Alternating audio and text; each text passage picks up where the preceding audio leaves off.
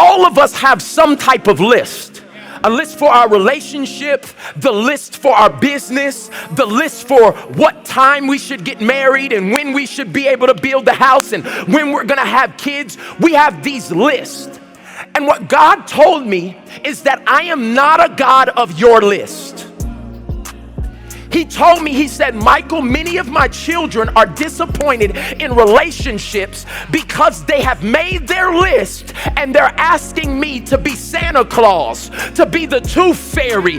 Would you please, since I've been nice and naughty, will you please give me my list? Uh-oh, I'm in somebody's house right now.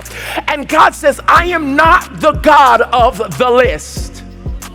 You put it on your list that they would be athletic. You put it on their list that they would be emotional. You put it on your list that they would be able to understand your childhood scars and that y'all would like the same thing. And all these things you put on your list were made by you and not co-signed by God. And so God says, when I present to you what you actually need, you mad. You big mad.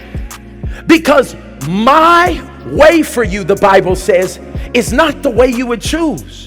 But that's where trust comes in. And that's why I believe some people have to rip up their list. Keep going and chasing all the kitty cat out there. Keep going and trying to get everybody to like you. But God says at some point you're going to get tired. And at some point it won't work for you no more. And at some point my purpose will prevail.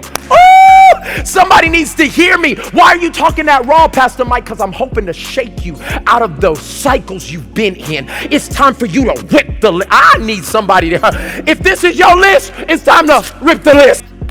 I didn't put it on my list. I didn't want this, but I got it.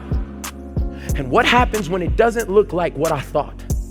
And many of you, I feel this so strong, you are so mad at God and he can't even speak to your heart anymore because you are so frustrated over a list you made that did not come to reality. It was fabricated, it was ideal, it was a fantasy. And when it didn't happen, it devastated you so much that now you can't hear when God's trying to heal your heart and he's trying to bring people into your life to help you. And you're so jaded and so broken and so anti. And God's saying, today, I'm begging you. I sent this big black man sweaty in all black with his wife on his shirt to beg you to rip up your list right now. I want you to take everything that you put as an erroneous expectation and say, God, I'm ripping it up.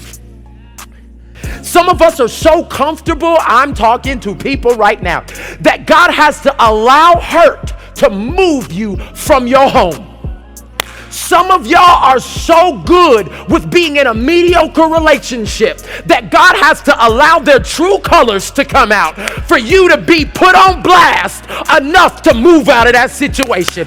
God uses the pain of betrayal many times not as a thing that is supposed to break you. It's a thing that's supposed to take you to the place you wouldn't go on your own. Faithfully serving the season, even if it doesn't look like what was on your list. Well, I thought I would have kids by now, but you're still single. Stop wishing you were somewhere else and faithfully serve this season. Rip up your list. Well, I thought I would have a business and I would be running stuff, and you're still mopping floors for somebody and it does not feel like God is with you. What I'm telling you is forget where you thought you would be and faithfully serve this season. Rip up your list. This is a prophetic sign right now. Somebody needs to get some paper in your house right now and you need to write your list. You can be specific, but what needs to happen for you is you need to faithfully serve the season you're in. If you're in the season of singleness, faithfully serve that. If you're in the season of infertility, faithfully serve right there. If you're in the season, I know it's hard and your marriage is not working, faithfully serve in this season, because God says if you rip your list and stop comparing what is to what you wish it would be, he said, I can bring success to you in that very season. I am preaching up here.